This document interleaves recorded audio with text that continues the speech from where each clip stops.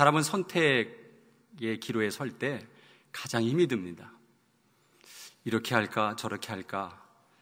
왜냐하면 잘못 선택하면 이게 평생을 좌우합니다. 자, 이런 선택이 우리의 삶의 갈등 속에서 너무 많이 있습니다. 어떻게 할까? 망설여집니다. 근데 우리가 잘 선택해야 되죠. 왜냐하면 그 뒤에 이 선택으로 인해서 굉장히 많은 일들이 일어나고 또 경험이 되는 것입니다. 여러분, 인생의 전성기가 어디라고 생각합니까? 우리는 돈 많이 벌고 높은 자리에 있고 그래서 잘 나가면 그것이 인생의 전성기라고 생각하는데 성경은 그렇게 얘기하지 않습니다. 여러분, 인생의 전성기는 사람들을 살리고 사람들에게 힘을 주고 사람들을 위해서 헌신하고 봉사하는 그 일에 쓰임받을 때가 전성기입니다. 여러분도 인정하십니까? 왜냐하면 그때만큼 내 마음에 감동이 있고 보람이 있고 의미가 있는 삶이 없기 때문에 그렇습니다. 그래서 우리는 정말 내가 어느 때 이런 선택을 할 때 우리가 참 신중을 기해야 되고 내가 다른 사람들에 의해서 사용되어지고 내가 섬기고 봉사할 때 그가 살아나고 소망을 갖고 하는 그런 의미를 갖고 있다고 하면 우리는 우리의 삶이 전성기라고 하는 사실입니다. 그 전성기를 행복하게 누리시기를 간절히 바랍니다. 2018년을 우리가 거룩을 훈련하라라고 하는 제목을 가지고 거룩을 훈련하는 목표를 세웠습니다. 근데 여러분, 거룩을 얼마나 훈련하고 계십니까? 거룩해지려고 얼마나 노력하고 계십니까? 이것을 한번 이제 6개월이 다 지나갔기 때문에 한번 점검해 보려고 합니다. 여러분, 우리가 거룩을 훈련하라는 것 중에 가장 먼저 예배를 회복하라, 예배를 훈련하라, 예배를 회복하라, 그런 이야기들을 했습니다. 설교를 한 적이 있습니다. 여러분, 예배를 얼마나 회복하셨습니까? 예배가 지루하십니까? 또 재미없습니까? 졸리고 늦게 오고 구경하고 다른 생각하고 그리고 핸드폰 가지고 그런 거 보고 있고 기도 시간에 다른 생각이 들어가지고 기도하다 보면 졸리고 찬양 시간에 그저 입을 다물고 가만히 있고 설교 시간에 다른 생각하다가 졸고 이런 상태가 있지는 않으셨습니까?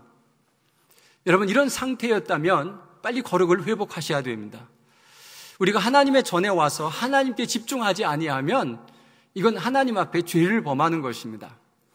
집에 부모님 앞에 부모님을 찾아뵙고 부모님을 위로하려고 온 사람이 자꾸 딴 집 관심을 가지고 딴전을 치면 여러분, 부모님 서운합니다. 여러분, 우리가 목적은 하나님을 영광스럽게 하기 위해서 이곳에 왔다면 여러분, 우리는 하나님 앞에 영광을 돌려야 됩니다. 거기에 집중해야 됩니다. 그래서 예배가 회복되는 것이 얼마나 큰지 모릅니다.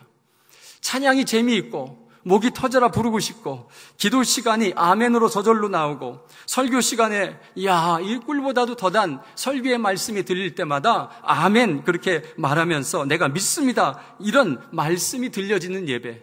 그래서 예배를 끝나고 나면 마음에 평안이 오고 기쁨이 오고 신나고 하는 그런 멋진 예배가 되어야 우리는 이 예배의 회복이라고 말할 수가 있습니다. 예배 시간만 되면 졸리고 예배 시간만 되면 지루하고 왜 이렇게 일찍 왜 이렇게 빨리 안 끝나지? 라고 하는 그런 생각이 든다면 여러분, 우리는 다시 한번 예배에 대해서 생각해 봐야 돼요. 한 2주 전에 어느 분이 예배에 참여했어요. 그래서 어디서 오셨습니까? 물었더니 연수 때문에 오셨습니다. 교원대에서. 하는 말이 목사님 왜 설교를 이렇게 짧게 하십니까? 그래서 길게 하면 우리 성도님들이 힘들어해요. 그랬더니 아니 성도님들이 힘들어한다고 설교를 짧게 하면 됩니까? 전 더 듣고 싶었는데 그 말을 할 때 이게 뭐지? 라는 생각이 들었습니다. 여러분, 왜 설교를 빨리 끝내야 되나요? 뒤에 무슨 계획이 있으십니까? 계획이 있다면 당연히 그렇게 얘기해야 되죠. 그런데 계획도 없는데 빨리 끝나야 된다는 생각을 갖는 이유는 뭐죠? 왜 그렇죠? 설교가 재미없구나. 설교가 지루하구나. 설교가 들어오지 않는구나. 그런 생각이 드니까 그런 생각이 가질 수밖에 없습니다. 제 잘못도 있어요. 여러분을 재미있게 하면 지루하지 않겠죠. 근데 설교는 재미있게만 되는 것이 아니잖아요. 어떤 때는 찔림이 있고 어떤 때는 아픔이 있는 것이 설교이기 때문에 재미있게만 할 수밖에 없는 것이 설교죠. 여러분, 이런 것을 생각하면서 우리가 얼마나 예배를 회복하고 있는가를 한번 생각해 보셔야 됩니다. 그것은 스스로 생각할 수밖에 없습니다. 자, 두 번째는 교회 봉사가 많아지며 즐거움을 회복하셨습니까? 라는 것입니다. 여러분, 이걸 청소하는데 어르신만 합니다. 늘 와볼 때 늘 죄송합니다. 이렇게 어르신만 하나. 또 인원이 늘 부족하다고 광고를 하는데도 전혀 채워지지 않습니다. 주차 문제를 가지고 나도 좀 내가 다른 사람을 좀 편리하게 하기 위해서 내가 좀 멀리 받쳐놓고 오겠다라는 양보를 해보셨습니까? 초등학교에 굉장히 많은 주차 시설이 되어 있는데 그곳에 받쳐놓고 않는 건 있습니다. 교사나 봉사 필요한 곳을 찾아보셨나요? 내가 교사 좀 한번 해보면 안 되나요? 이 주방에 힘든 문제들이 계속 생기는데 그 주방에 가서 내가 도울 수 있는 것은 없나요? 자, 이런 것은 자발적으로 참여하며 이것이 거룩의 훈련입니다. 남이 하기 싫어하는 것을 내가 해야 되겠구나. 자발적인 마음, 이것이 거룩을 훈련하는 일입니다. 세 번째는 교회 프로그램에 적극적으로 참여해 보셨나요? 교회의 프로그램은 상당히 많습니다. 성가대도 있고요, 교사도 있고요, 구역장도 있고요, 세수식반도 있고요, 알파도 있고요, 1대1도 있고요, 구역 모임, 예배가 끝나고 나면 구역 모임 참여해 보셨습니까? 그리고 남녀 선교회 거기에 한번 참여해 보셨습니까? 또 여러 가지 교육이 이루어질 때마다 그 교육을 적극적으로 참여하고 관심 있게 배우셨습니까? 특별 새벽 기도에 그런 것이 있으면 기도하라고 하는 것보다 라고 와서 기도해 보셨습니까? 또 여러 가지 팀 사역이 많습니다. 축구도 하고 족구도 하고 기타 배우고 노래도 배우고 이런 모든 게 있는데 그런 것들은 왜 하느냐? 마치 오락하는 것처럼 생각하는데 성도의 교제가 있어야 돼요. 성도가 이런 교제가 없으니까 자꾸 세상에 나가서 세상 친구들을 만나다 보니까 자꾸 술을 먹게 되고 세상 친구들과 어울리다 보니까 죄를 범하게 돼요. 그래서 교회에서도 이런 모임을 가지고 좀 더 함께 나눔을 하고 또 함께 신앙의 이야기를 하면서 함께 즐겨가는 이런 모임들이 있어야 돼요. 그래서 자꾸 이런 팀 사역들이 만들어지고 있는데 그런데 한번 참여해 보셨습니까? 네 번째는 전도를 회복해 보셨습니다. 전도. 늘 전도를 강조하는데 나는 얼마나 그것에 참여해 보고 있습니까? 그 전도를 하기 위해서 우리가 전도를 못하니까 특별 새벽 기도회를 통해서 우리 한번 기도해보자. 그래서 열심히 기도하면서 하나님 나도 전도하게 해주세요 라고 하나님 앞에 좀 매달려보자 하는 그런 새벽 예배에 참여해 보셨나요? 또 전도 카드를 기록하라고 했는데 그것을 기록해 보셨나요? 그런 걸 못했다 하더라도 내가 한 영혼을 가슴에 품고 기도하며 하나님 나도 한 영혼을 전도하고 싶습니다 라고 하는 그런 마음을 가지셨나요? 여러분 우리가 이것을 좀 전도를 좀 우리가 회복해야 될 것 같습니다. 또 다섯 번째는 가정을 여러분이 거룩하게 회복하셨나요? 가정을 회복하는 프로그램들이 많이 있습니다. 아버지 학교, 어머니 학교, 부부 학교 또 하브루타 같은 것도 소통을 통해서 일하는데 이런 것들을 배워가면서 어떻게 하면 가정을 행복하게 할까 여기에 대해서 여러분 시도해 보셨습니까? 가정 예배를 드려보셨습니까? 자녀들과의 대화를 시도해 보셨습니까? 가정을 행복하게 하는 것은 여러분 우리의 사명입니다. 여러분 우리가 이런 가정을 회복하는 일에 얼마나 힘써 보셨습니까? 여섯 번째는 일상의 구별됨으로 회복해 보셨습니까? 라는 질문입니다. 여러분 술과 담배를 끊으려고 노력하셨습니까? 거짓말을 안 하려고 노력해 보셨습니까? 노름하고 경마하고 투기하고 음란하고 게임하고 불로소득 거두려고 하는 그런 곳에 마음을 뺏기진 않았습니까? 열심히 자신의 책임을 다하고 열심히 공부하고 열심히 일하고 열심히 관계를 맺는 일에 얼마나 충성하셨습니까? 또 TV에 빠져있는 우리를 보면서 TV를 얼마나 절약하면서 내가 원하는 것만 보는 그런 훈련을 좀 해보셨습니까? 여러분 우리는 이런 일상의 구별됨으로 세상 사람들은 다 그렇게 가지만 나는 그렇게 가지 않습니다라고 가는 것이 구별됨이고 거룩함입니다. 다르다라는 것을 표현하고 있는 거죠. 우리는 하나님 쪽으로 늘 가려고 하는 것이 거룩함입니다. 이런 거룩함을 우리가 훈련해야 됩니다. 그냥 저절로 되는 것이 아닙니다. 예수 믿었다고 그런 것들이 다 변하느냐? 변하지 않습니다. 여러분, 우리가 훈련해 들어가야 성숙함이 필요합니다. 신앙의 성숙함이 필요합니다. 그것을 위해서 노력하지 아니하면 우리는 신앙의 성숙까지 갈 수 없고 늘 그 자리에 있는 신앙의 사람이 됩니다. 여러분, 우리가 훈련하지 아니하면 우리가 위기가 옵니다. 위기. 하나님 앞에 바로 서지 않으면 늘 위기가 올 때가 있습니다. 여러분은 우리 지금 시대도 위기입니다. 경제가 점점 어려워집니다. 자영업자들, 중소기업 하시는 분들이 너무 힘들어합니다. 여러분, 이렇게 경제가 위기가 왔는데도 우리는 어떻게 해야 됩니까? 가정의 위기입니다. 가정이 점점 피폐해가고 가정이 너무나도 많이 깨지고 또 우리 자녀들과의 대화가 안 되고 그래서 자녀들이 왼수 같은 사람들이 너무 많고요. 자, 이런 가정의 위기가 이 나라에 오는데 우리는 어떻게 대처하고 있습니까? 여러분, 이런 위기가 우리에게는 계속해서 다가올 수밖에 없습니다. 위기가 없는 사람이 없습니다. 그 위기를 어떻게 대처해야 하느냐, 이것은 중요한 문제입니다. 자, 오늘 야곱에게 위기가 왔습니다. 이 야곱은 일생일대 가장 큰 위기를 맞습니다. 어떤 위기냐 하면 이 야곱이 형 에서를 피해서 도망가죠. 장자권을 팥죽 한 그릇에, 죽에 한 그릇에 팔아가지고 형이 그것을 나중에 안 다음에 화가 나서 동생을 죽이겠다고 결심합니다. 그래서 몰래 외삼촌 집으로 도망을 갑니다. 거기 가서 도망가서 또 많은 부도 얻었지만 그 라반이라고 하는 외삼촌 때문에 많이 아픔을 겪습니다. 자꾸 속임수를 씁니다. 그래서 자기를 평생 이곳에서 부려먹으려고 하는 그런 마음이 있어서 이제는 이곳을 떠나자 하고 자기 아내 4명과 함께 상의해서 떠납니다. 그런데 라반이 배신감을 느껴가지고 어떻게 내가 너희를 보살폈고 먹이고 입혔는데 도망을 가? 그래가지고 아들을 데리고 쫓아가서 죽이려고 작정을 하고 쫓아갑니다. 그런데 하나님이 꿈속에 나타나서 야곱을 건들지 말라고 명령합니다. 그때 이 라반 외삼촌은 두 손을 들고 야곱을 그냥 축복해서 보냅니다. 자기의 서운한 이야기를 다 했지만 절대 건드리지 않고 보내주기로 합니다. 그것은 하나님의 은혜였습니다. 고향으로 돌아오는데 제일 또 걸림돌 에서가 형님이 걸립니다. 형님한테 알렸더니 400명의 군사를 데리고 오는 거예요. 어떻게 일가족이 오는데 400명의 군사를 데리고 옵니까? 이것은 박살내겠다고 하는 그 조짐이 보이는 것입니다. 그래서 약국강변에서 하나님 앞에 매달려서 나를 살려달라고, 그렇게 살려달라고 빌므로 인해서 하나님의 손길이 닿았습니다. 그래서 형과 화해를 하는 극적인 화해를 하게 됩니다.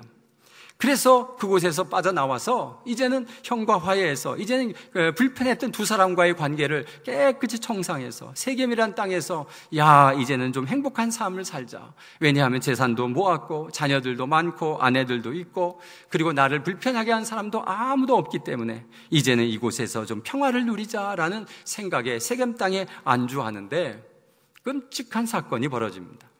하나밖에 없는 외동딸 디나가 세상에 구경하러 나갑니다. 이 세상은 어떻게 사나 하고 구경 나갔다가 세겜 추장의 아들에게 그만 큰 병변을 당합니다. 그것은 강간이었습니다. 요즘 말로 하면은 미투 사건이었습니다. 그래서 굉장한 어려움을 겪습니다. 그런데 그 세겜 추장이 그래도 양심이 있는 사람이었어요. 찾아와서 당신의 딸을 며느리로 삼겠다. 딸을 달라. 우리가 이렇게 한 건 잘못이지만 딸을 정말 며느리 삼고 우리가 당신에게 수많은 것을 베풀겠다. 그리고 여기서 같이 살자. 그리고 여기서 같이 살면서 우리가 서로 돕고 서로 좋은 이제 사돈의 관계를 맺어가면서 우리가 돕겠다. 어떻게 하면 좋겠느냐. 우리가 사돈 관계를 맺자라고 세겜 추장이 제안을 해왔습니다. 그때 야곱의 마음도 많이 흔들렸습니다. 그런데 그의 아들 시몬과 레위가 이런 제안을 합니다. 우리가 당신들과 함께 사돈을 맺으려면 당신들이 우리의 종교에 대해서 인정하고 우리 종교로 귀화해야 되는데 그 귀화할 수 있는 것은 할례를 받는 거다. 그러니 할례를 행하라. 그러면 우리가 당신의 요구를 듣겠다라고 제안을 합니다. 그래서 그 사람들이 모두 다가 할례를 합니다. 할례는 남자의 생식기를 자르는 겁니다. 여러분, 생쌀을 자르면 한 일주일이나 2주 동안 꼼짝을 할 수 없습니다. 굉장히 아픕니다. 자, 그런데 하루 이틀 지난 다음에 시몬과 레위가 칼을 들고 들어가서 꼼짝 못하는 남자들을 다 찔러 죽어버리고 말았습니다. 그것은 자기 동생을 겁탈한 그 사람, 세겜 추장의 아들까지도 싹 죽였습니다. 그리고 다른 형제들이 그곳에 가가지고 거기에 부녀자들을 데려오고 또 노예를 삼고 거기 있는 재물도 이런 것들을 다 뺏어왔습니다. 이게 도대체 어떻게 된 일입니까? 그때 야곱은 큰 위기감을 느낍니다. 와, 큰일 났다. 이거 큰일 났다. 자기 일생일대에 가장 큰 위기를 지금 만나는 것입니다. 왜냐하면 하나님의 진도도 무섭지만 그런 부족 사이이기 때문에 부족끼리 서로 이렇게 모여서 사는데 한 부족이 지금 멸망을 당했으면 다른 부족이 참지 않습니다. 군대를 조성해가지고 이 부족을 와서 쳐들어오면 이 야곱의 부족은 완전히 진멸 상태입니다. 한 명도 살 수가 없습니다. 왜요? 제가 그 야곱의 자녀들이 수많은 그 사람들을 죽였기 때문에 그렇습니다. 그래서 벌벌 떨고 있는 이 야곱에게 갑자기 하나님이 나타나서 오늘의 말씀을 합니다. 오늘 말씀이 35장 1절에 뭐냐면 너는 일어나서 빨리 베델로 올라가서 거기서 거주하며 내 형 에서에게 낯을 피하여 도망하던 때에 내게 나타났던 하나님께 거기서 제단을 쌓으라. 왜 이런 하나님의 말씀을 하는가? 왜 이런 사건이 일어났는가? 이런 사건이 일어난 이유는 무엇이냐 하면 야곱이 정말 하나님을 의지해서 여기까지 인도했는데 만약 이 베델이라고 하는 곳에서 하나님 앞에 처음 꿈을 꾸면서 약속했던 것은 나를 이곳으로 안전하게 돌아오게 하시면 이곳에 성전을 세우고 이곳이 하나님이 계신 것을 알고 기둥을 세우면서 내가 하나님의 전을 세우겠다라고 하는 약속을 했는데 그럼 그 약속을 지키려면 베델로 올라가야 되는데 거기에 올라갈 생각은 안 하고 세겜에서 머무르려고 했던 것입니다. 그래서 머무르려고 할 때 큰 위기가 다가옵니다. 그것을 하나님이 가르쳐 줍니다. 너는 빨리 올라가라. 베델로 가서 거기서 제단을 쌓아라. 야곱이 식구들 다 불러 모았습니다. 자기 집과 사람과 자기와 함께한 모든 자에게 이르렀습니다. 다 모여라. 그리고 이제 내가 이곳을 떠나서 베델로 갈 텐데 너희들 정신 차려들어라. 그리고 너희들이 가지고 있는 이방 신상을 다 갖고 와라. 그리고 자신을 정결하게 하고 너희의 의복을 받고 입어라. 그리고 귀걸이 이런 거 다 빼내라. 그리고 그것을 다 걷어다가 상수리 나무에 묻습니다.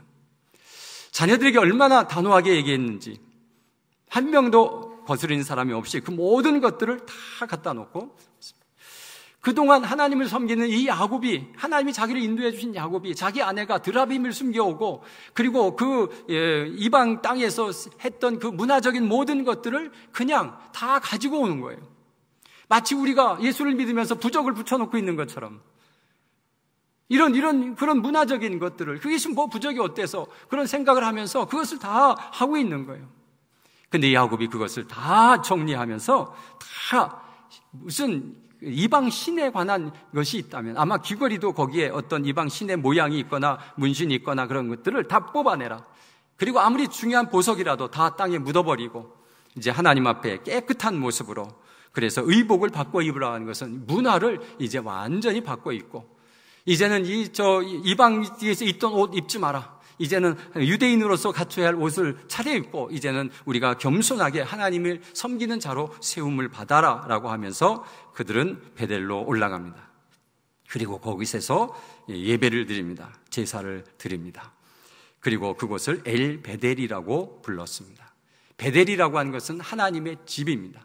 자, 꿈속에서 하나님을 만나고 와 여기가 하나님의 집이네 라고 해서 루스라고 하는 땅을 베델이라 이름을 자기가 바꿨습니다. 여기 루스에 이제 베델에 와서 또 예배를 드렸더니 이곳에서 하나님이 또 만나주시는 거예요. 그래서 엘 베델이라 그것은 무슨 뜻이냐면 베델의 하나님이시다. 베델의 하나님, 여기에 하나님이 계시다. 하나님의 집에 하나님이 계시다. 이런 뜻을 가지고 이곳이 엘 베델이라 이름을 짓는 것입니다. 그 말은 내가 여기서 하나님을 2번씩이나 만났다라고 하는 의미를 갖기도 합니다. 자, 그러면서 그럴 때 하나님께서 이 야곱을 보호하십니다. 5절에 보니까 그들은 떠났으나 하나님이 그 사면의 고을들로 크게 두려워하게 하셨으므로 야곱의 아들들을 추격하는 자가 없더라. 이상한 것은 그 주변에 있는 부족들이 다 일어나서 이 야곱의 가족을 위해서 전쟁을 치러야 되는데 이 사람들이 뭐에 질렸는지 뭐에 겁을 먹었는지 벌벌 떨고 그것을 일어나지 않는 것입니다. 그것은 하나님께서 하신 능력이었습니다. 그가 베델로 올라와서 예배를 회복하고 제단을 회복할 때에 하나님께서 약속하신 것이 있어요. 왜냐하면 하나님도 이 야곱에게 약속, 내가 너희를 여기까지 다시 돌아올 때까지 너를 지키겠다 약속하신 것이 이 베델의 약속이었습니다. 그 약속이 너무 좋아가지고 이 야곱은 자기도 약속해서 나를 여기에 돌아오게 하시면 내가 이곳을 베델로 하나님의 전으로 세우겠습니다라는 그 약속을 서로 했던 쌍방의 약속이었습니다. 그 약속을 하나님은 지키셨고 이 야곱도 그만 실수하다가 돌이켜서 베델을 회복하고 말았습니다. 그래서 하나님께서 이 야곱을 다시 축복해 주시는데 9절부터 15절까지 보면 이 야곱을 계속해서 축복하시는 하나님인 것을 볼 수가 있습니다. 여러분, 위기가 오면 어떻게 하십니까? 내게 위기가 닥치면 우리가 뭘부터 봐야 되느냐 하면 내가 하나님 앞에 잘못한 것은 없는가? 내가 하나님 앞에서 문제는 없는가? 내가 하나님을 하나님으로 섬기지 않고 이상한 세상의 마음 속에 그곳에 마음을 뺏기고 있는가? 이것을 봐야 됩니다. 여러분, 베델은 어디입니까? 베델은 교회입니다. 하나님이 계신 전입니다. 그래서 이 하나님이 계신 전을 두려워해야 되고 조심해야 되고 이곳에서 우리의 마음과 정성을 다해서 하나님 앞에 예배를 드려야 됩니다. 여기에서 이상한 마음을 가지고 자꾸 와서 여기서 내 마음 속에 가지고 있는 불편함과 죄악을 가지고 여기서 있으면 안 돼요. 이것을 다 주님 앞에 용서하고 회개하며 청결한 마음으로 깨끗한 마음으로 여기곳에 와서 용서받고 가는 것이 여러분 이 베델입니다. 세겜은 어디입니까? 세겜은 세상을 이야기하고 있습니다. 안주하고 싶은 곳, 그곳에서 잘 나가고 싶은 곳, 그곳에서 돈을 많이 벌어서 다른 사람들보다 멋지게 살아가고 싶은 곳, 높은 자리에 올라가서 떵떵거리고 그렇게 살고 싶은 그 세겜, 그곳에서 여러분 베델로 회복하지 아니하면 하나님의 축복을 받을 수가 없습니다.